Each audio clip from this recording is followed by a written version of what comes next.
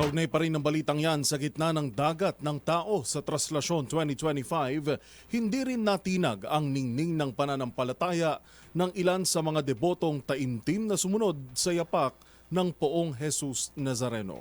Ang pasilip sa mga himalang ipinagkaloob sa kanila ng tinaguriang Hari ng Quiapo, tinutukan ni Mili Borja. Taon-taon ipinagdiriwang ng mga Katoliko, lalo na ng mga deboto, ang pista ng Poong Jesus Nazareno. At sa milyong-milyong nakiisa sa trasasyon ngayong taon, ilang mga deboto ang ating nakausap at narinig ang kanilang kwento ng pananampalataya.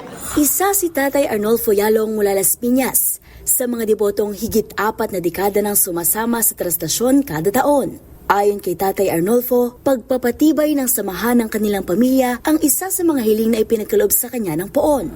Marami po nang nangyari po sa amin na himala sa Poong Nazareno. Katulad po ng minsan po, di po kami nagkakaigigil ng mga kakapatid. Ayun po, uli po ngayon, nagsasama-sama uli po kami. Katulad po nung nangyari po sa amin noong nakaraan 2004. Sunod-sunod po kami, namatayan po kami na mga kaanganak po namin. Pero hanggang ngayon po, kami po nandito po rin po, nagdidibusyon para po sa Poong Nazareno. Naging daan din ang kanyang pananampalataya upang mas makabuo pa ng mas malaking pamilya, ang Balangay ng Las Piñas. Para mga magkakapatid po kami nag-umpisa. Kaya po ngayon, nagtayo po kami dito ng aming samahan po dito po sa lusod po namin sa Las Piñas. Barangay Lamasa 2 po. Taga Las Piñas po kami.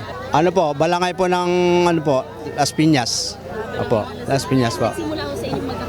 Nagsimula po hanggang lumawak po sa amin. Bali po na nagkayat po kami, marami pong sumama po sa amin na nanampalataya sa Poong Nazareno. Kaya po yun po, hanggang lumawak po kami. Kaya ayun po, nabuo po yung samahan po namin ng Balangay ng Las Piñas.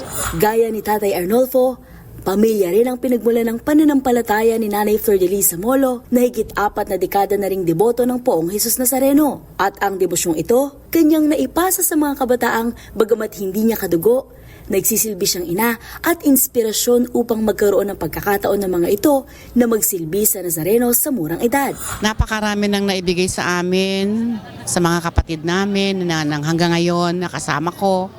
Yung mga matatandang ano na nga lang namin ang mga nawala. Mga parents, wala na talaga. Pero still ito, hanggang nabuo ko po ang apostol ng Poong Jesus Nazareno. Meron kaming grupo. At ito, sila naman yung binibigyan ko ng pagkakataon na mag-serve sila sa Panginoon na katulad ng ginagawa namin. Nagsimula po yan na magkaroon ako ng isang Nazareno na hindi sinasadya ay may nagbigay sa akin hanggang sa sininop ko siya, hanggang na nagbubuo ko po yung dati naming original namin mga kasama sa apostol at ito na ngayon yung mga bago. At lumalalim at sumasama pa rin kami ng ganito. Kahit medyo masasakit na ang mga buto-buto ng lola, kailangan pa rin namin maglingkod. Ang mga deboto ng Poong Nazareno hindi lang nanggagaling sa Maynila, kundi ang ilan, bumabiyahe pa ng malayo para lamang maipagpatuloy ang kanilang debosyon. Gaya ni Tatay Rick mula Pampanga na sa kabila ng katandaan, sa tuwing sasama sa traslasyon, hindi raw ito nakararamdam ng pagod. Sa halip, ay kaginhawaan. Katulad ko, sa tandaan to, hindi ko akalain na magmula rito hanggang doon sa simbahan, makakapaglakad ako.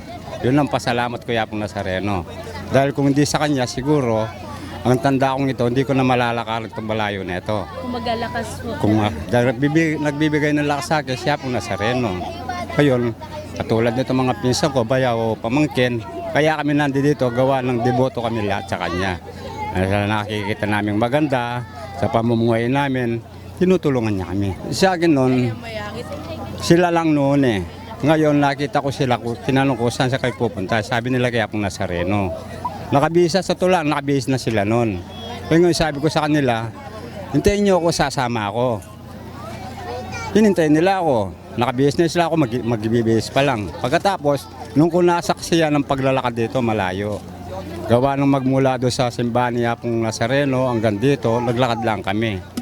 Sabi ko nga sa kanila, layo pala ka ako, pero hindi ko dinamdam yung paglalakad ko malayo. Anong naramdaman niyo noon? Parang maginaw eh. Parang maganang katawan ko gawa ng Oo, imbes na mapapagod ako, nasiyan ako, gawa ng parang nag-exercise ako papunta rito.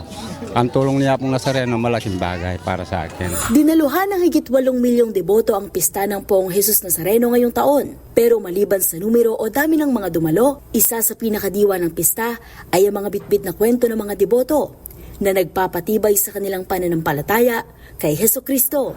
Para sa Traslasyon 2025, ito si Mili Borja ng DZRH TV, una sa Pilipinas, una sa Pilipino.